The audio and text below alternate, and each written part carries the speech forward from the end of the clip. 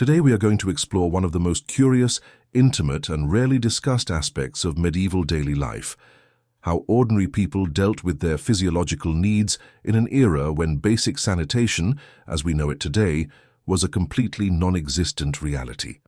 Before continuing with the video, remember to subscribe to the channel for more documentary narratives like this one. Imagine waking up on a typical morning in the 12th century, in some rural village in Western Europe.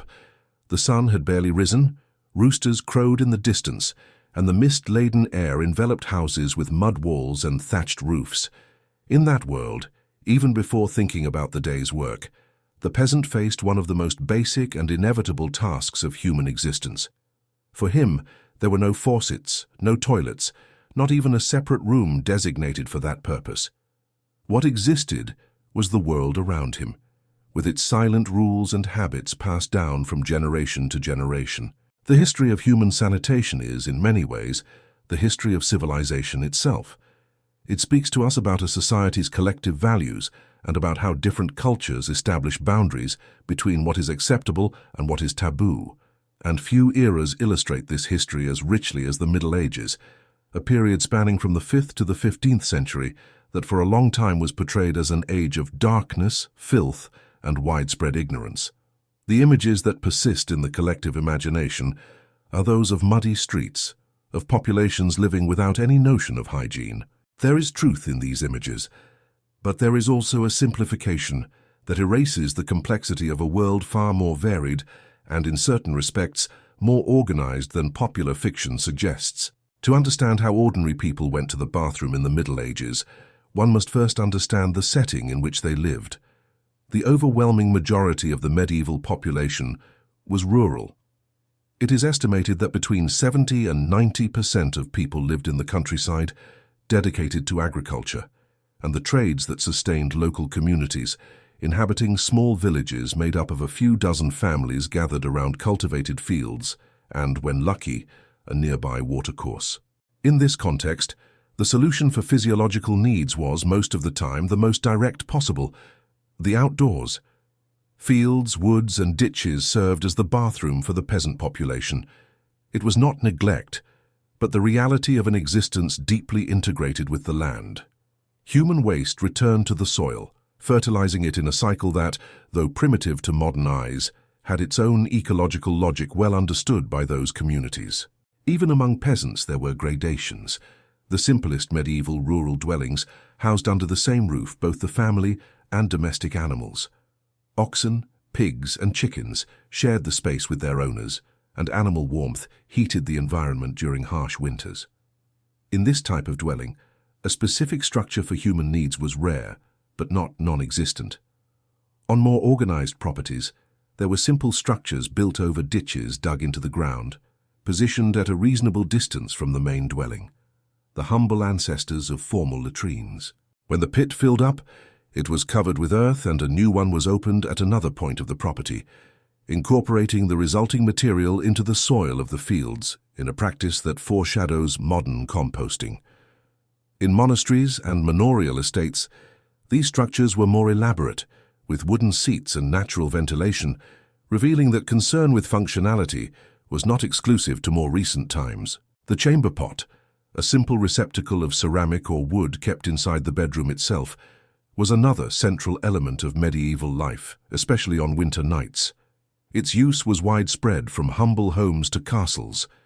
The difference lay in the quality of the receptacle and the fate of its contents. In peasant homes it was disposed of near the property. In urban dwellings, this habit would have far more complex consequences, explored in depth in the following chapters. What begins to emerge even in these first observations is a more nuanced image than popular legend presents. Medieval people were not indifferent to sanitation.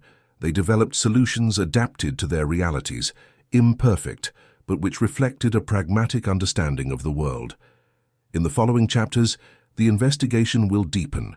We will enter medieval cities, traverse castles and monasteries, and discover how epidemics, beliefs, and power structures shaped these societies' relationship with something as fundamental as attending to their own needs. The story is only beginning. If the medieval countryside presented simple and dispersed solutions for human needs, the medieval city posed this challenge on an entirely different scale. Throughout the 12th and 13th centuries, Western Europe experienced a phenomenon of urbanization unprecedented since the time of the Roman Empire. Cities such as Paris, London, and Florence grew vertiginously, attracting artisans, merchants, and clerics of all kinds. In a matter of decades, communities that once housed a few thousand people came to concentrate tens of thousands in compact spaces, surrounded by walls that limited any territorial expansion. This concentration created a sanitary equation difficult to solve. In the countryside, a peasant could walk a few meters beyond the property and find enough soil to absorb the waste. In the medieval city, that luxury did not exist. The streets were narrow, often less than 3 meters wide. Houses extended their upper floors over the public thoroughfare, creating shaded corridors where air circulation was minimal. In this environment, rural solutions could not be transplanted. It was necessary to adapt, improvise, and over time organize. The first and most immediate adaptation was the intensified use of chamber pots, those ceramic receptacles already mentioned in the previous chapter. In medieval urban homes, it was common practice to empty their contents into the streets, usually early in the morning. Though shocking by current standards, the practice was regulated in many cities. There were established times and, in some localities, an obligation to warn passers-by before disposal from the window. The effectiveness of these norms varied immensely from one city to another.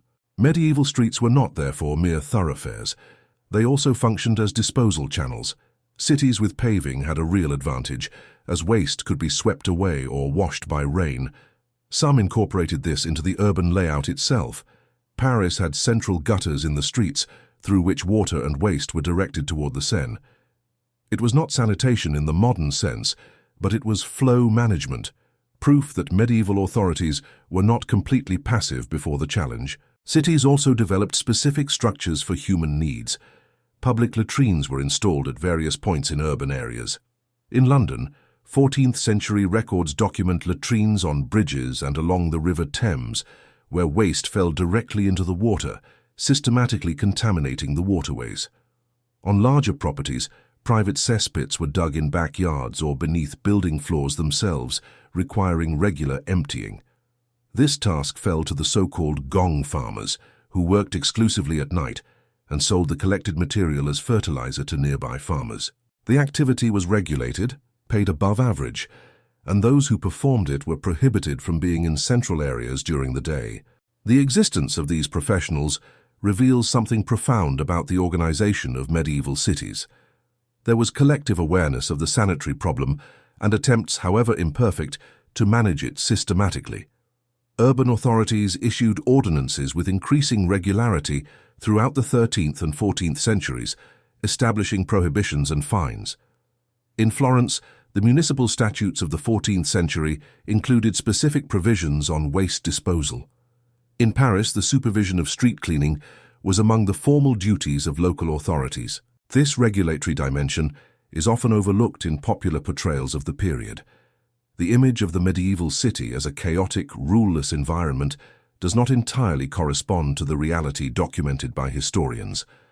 What existed was a permanent tension between norm and practice, between the ideal of urban order and the everyday reality of thousands of people living in cramped spaces without adequate infrastructure. A tension that, it is worth noting, is not exclusive to the Middle Ages.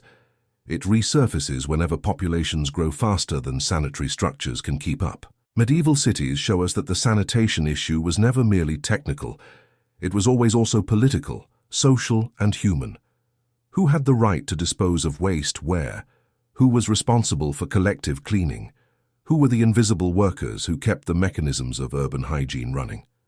These questions echo to this day. In the next chapter, we will step away from the bustling streets and enter a very different environment, the castles and seigneurial fortresses, where the architecture of power revealed surprisingly ingenious sanitary solutions. While the inhabitants of medieval cities faced the challenges of sanitation in narrow streets and shared cesspits, there was another world, separated by stone walls and moats, where the matter of human needs was handled in a radically different way. Medieval castles, with their imposing architecture and privileged inhabitants, developed sanitary solutions that, in many respects, are surprisingly sophisticated. The central structure of this solution was the garde-robe, a term of French origin that curiously means wardrobe. The name itself reveals the intimacy between functions that today we consider completely separate. The castle latrine was often built adjacent to private chambers, and the odor emanating from the place was considered effective for repelling insects and preserving clothes stored nearby. It was a practical observation, passed down through generations, that combined personal hygiene and the conservation of goods in a single space. The garde-robe was, in its most common form, a small chamber embedded in the thickness of the castle's stone wall, with an opening in the floor or in a stone seat. The waist descended through a vertical shaft carved into the masonry itself, destined for an external moat, a nearby watercourse or an accumulation chamber at the base of the wall. In castles built over watercourses, drainage was continuous and relatively efficient. In others, the chambers had to be emptied periodically, a task considered degrading and, for that reason, well paid. What is striking in archaeological studies of medieval castles is the frequency with which these structures appear. They were not rarities reserved only for the lord's chambers. In medium and large-sized fortresses, garde-robes were built at multiple points along the walls and towers. The Tower of London has records of various structures of this kind, dating from the 12th and 13th centuries. Chepstow Castle in Wales features garde-robes integrated into the architecture of the towers, demonstrating that sanitary planning was considered from the building's conception. There was naturally a clear hierarchy within this system. The garde-robes in the Lord's chambers were larger and in some cases equipped with antechambers that provided additional privacy. Those for servants and soldiers were smaller, simpler, and positioned in less privileged parts of the structure. This sanitary hierarchy was a perfect mirror of the social hierarchy. Physical comfort, even in its most basic aspects, was a marker of status and position. Among all the environments of the Middle Ages, monasteries were those that developed the most elaborate sanitary systems. The reason was both practical and spiritual. Monastic rules, especially the rule of Saint Benedict, established in the 6th century and followed by numerous religious communities throughout the entire Middle Ages, emphasized cleanliness of the body as an essential part of spiritual discipline. Bathing was not merely an act of hygiene, it was an act of devotion. Monasteries built collective sanitary structures called in Latin the necessarium or rereduta, usually positioned adjacent to the monk's dormitory. These structures were, in many cases, built over watercourses purposely diverted for this end, creating a rudimentary system of continuous flushing. Canterbury Monastery in England had, in the 12th century, a stone plumbing system that carried water through different areas of the complex, including the communal latrines. This type of engineering demonstrated a level of sanitary planning unusual for the time. Personal cleanliness in monasteries was also more rigorous than in the general population. There were structures for hand-washing before meals, bathing tanks for periodic use, and norms regarding the frequency and procedures of hygiene. The monks, mostly literate, had access to ancient medical texts that circulated in monastic libraries, including works that associated bodily cleanliness with health and the warding off of disease. The contrast between the sanitary sophistication of monasteries and castles and the conditions of urban streets was immense. This inequality reflected the distribution of resources, knowledge, and political power that characterized medieval society in all its dimensions. Hygiene, like so many other aspects of human life, was shaped by the same forces that determined who ate well, who slept warm, and who had access to care. In the next chapter, we will explore a direct and dramatic consequence of these inequalities, the epidemics that swept through medieval Europe and forever transformed society's relationship with the idea of cleanliness, health, and collective responsibility. There was one consequence that no municipal ordinance and no ingenious architecture could fully contain: disease. In an era without microbiology, without antibiotics, and without any understanding of the mechanisms of contamination, the relationship between poor sanitation and public health was perceived in an intuitive and fragmented way. People knew somehow that dirt and bad smells were associated with falling ill. But the explanation they constructed for this association was radically different from the one modern science would later provide. The predominant theory in medieval medical thought was the so-called miasma theory. Derived from writings attributed to Hippocrates and Galen, it held that diseases were caused by corrupted air, a pestilential vapor that emanated from decomposing organic matter, swamps, cesspits, and stagnant bodies of water. This miasma, invisible and penetrating, was considered the vehicle by which illness spread from place to place. The logic, though mistaken in its foundations, produced a practically correct conclusion. Environments with accumulated waste and stale air were, in fact, dangerous. This understanding shaped various practical responses over the centuries. Cities regulated waste disposal, partly for moral and aesthetic reasons, but also out of explicit fear of contaminated air. Slaughterhouses and tanneries, whose activities generated abundant organic waste, were often confined to specific neighborhoods or riverbanks in an attempt to keep miasmas away from the urban center. Concern for ventilation in enclosed spaces was equally common. Openings and windows were valued as a way to renew indoor air. But it was in the 14th century that the fragility of medieval defenses against disease revealed itself in full force. Between 1347 and 1353, Europe was swept by one of the greatest catastrophes in human history. The plague, later known as the Black Death, arrived on the Mediterranean coasts from the east and spread with a speed that paralyzed the response mechanisms of the societies of that time. In less than a decade, it is estimated that between a third and half of the European population was victimized. Villages were emptied, cities lost enormous portions of their inhabitants, entire families ceased to exist within weeks. The routes of the disease's spread followed the same routes as trade and human circulation. Densely populated urban environments, with their overflowing cesspits, narrow streets, and contaminated waterways, offered conditions that accelerated dissemination. Rats, which thrived in grain depots and city sewers, were the invisible hosts that connected the causative agent to the human body. Medieval humanity did not know this, but it felt deeply that there was something in the environment that was against it. The responses to the epidemic were varied, and in light of current knowledge, reveal both the inventiveness and the limits of medieval thought. Some Italian cities, such as Venice and Ragusa, instituted mandatory periods of isolation for ships and travelers arriving from affected regions. This procedure would give rise to the word quarantine, from the Italian quarantina, one of the most enduring contributions of the medieval period to modern public health. The idea that the circulation of people could spread the disease was a powerful intuition, even without understanding the biological mechanisms involved. In the years following the Great Epidemic, European society's relationship with hygiene was profoundly altered. The collective experience of disaster had left an indelible mark on the memory of the surviving populations. Cities that had lost large portions of their inhabitants rebuilt not only their physical structures, but also their systems of norms regarding cleanliness and public health. Sanitary ordinances became more numerous and more severe. The awareness that the shared environment affected everyone's destiny gradually gained increasing political weight. The Black Death was thus a watershed in the history of medieval sanitation, not because it solved the problems, but because it made them undeniable and urgent in a way that no previous argument had managed to do. Death on a colossal scale brutally demonstrated that hygiene was not a matter of individual choice or class privilege. It was, above all, a matter of collective survival. In the next chapter, we will explore the dimension that accompanied all these sanitary practices, the religious beliefs, cultural customs, and worldview that profoundly shaped the way medieval people understood the body, cleanliness, and their relationship with the sacred.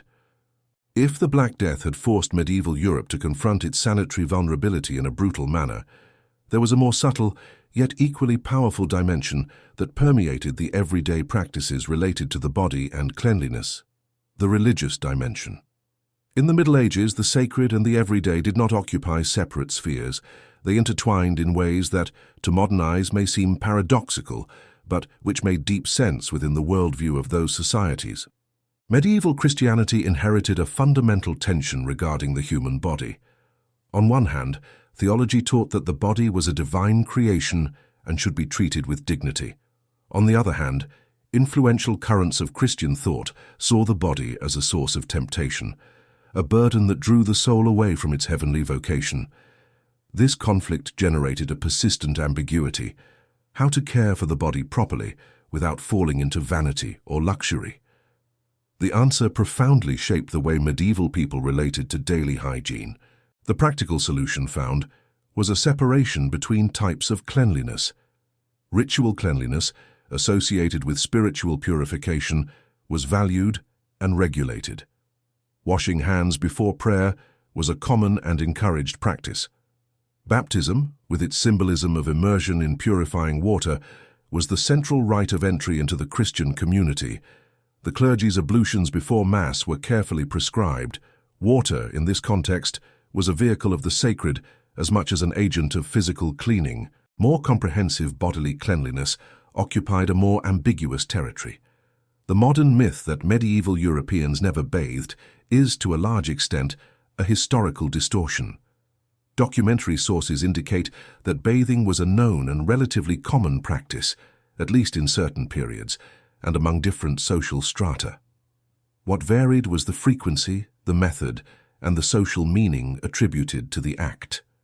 For most of the population, bathing was a sporadic event, associated with specific occasions in the liturgical calendar or with transitional moments in life.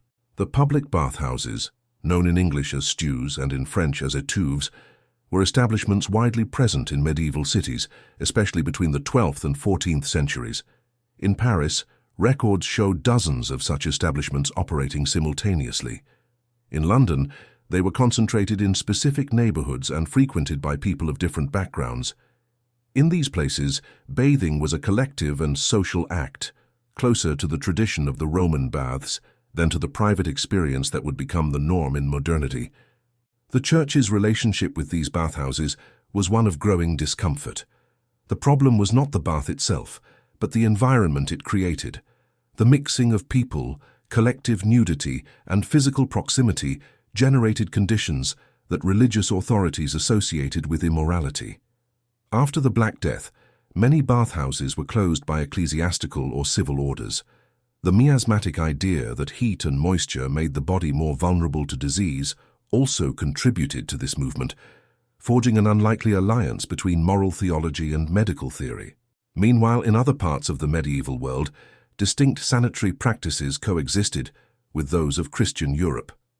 In Al-Andalus, the region of the Iberian Peninsula under Islamic rule, hygiene traditions produced urban environments notably more organized from a sanitary standpoint. The hammams, public baths of Islamic tradition, were architecturally sophisticated structures ritually integrated into religious life. Ablution, before the 5 daily prayers, made bodily cleanliness not merely a habit, but a structured spiritual obligation. Jewish communities scattered across Europe also maintained hygiene practices regulated by strict religious precepts. The mikveh, a ritual immersion bath, was present in virtually every organized Jewish community. The Levitical purity laws established detailed protocols for washing hands, utensils, and food. Historians who comparatively study survival rates during medieval epidemics have identified differences that, in part, may be attributed to these more systematic hygiene practices. What emerges from this comparison between Christian, Islamic, and Jewish traditions is not a simple hierarchy between clean and dirty. What emerges is the realization that, in all these cultures, hygiene was deeply intertwined with belief systems, communal identities, and power structures. In the next chapter, we will examine how medieval sanitary practices evolved in the final centuries of the Middle Ages, revealing the first seeds of the transformations that the modern world would bring. Thus, we arrive at the tipping point.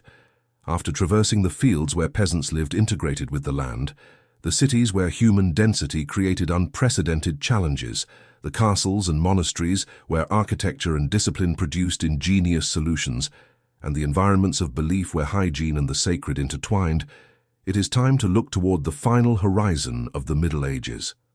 What happened to these sanitary practices in the 14th and 15th centuries when the medieval world began its long and uneven transition to modernity?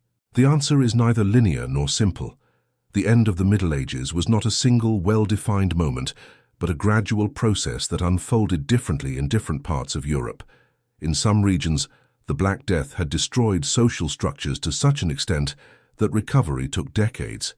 In others, especially in the prosperous Italian city-states, the post-plague period was marked by reconstruction accompanied by progressively more systematic sanitary measures. Venice, whose position as a trading hub made it perpetually vulnerable to diseases brought by the sea, pioneered the development of formal public health institutions. In 1348, still during the devastation of the Black Death, the city created a specific magistracy to oversee sanitary matters. In 1423, it inaugurated Europe's first permanent lazaretto, an island where travelers from suspected regions were kept in quarantine. Florence and Milan followed similar paths, establishing health councils that can be considered precursors to modern epidemiological surveillance structures. These institutions represented something new in Western history, the idea that the state had direct responsibility for the collective health of its citizens. It was not merely a moral responsibility, like that exercised by the conventual hospitals. It was a political and administrative responsibility, exercised through laws, oversight, and punishments. Public health became, for the first time, a formal matter of government. The slow decline of the feudal order and the growth of a mercantile economy produced changes in material living conditions. Cities that grew wealthy through trade invested in infrastructure.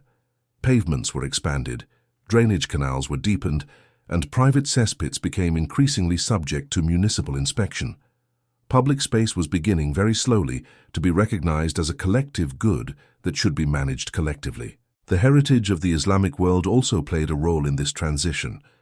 With the advance of the Reconquista in the Iberian Peninsula and increasing contact with the cities of Al-Andalus, Christian Europeans were exposed to sanitation and water conveyance systems that surpassed what they had developed independently.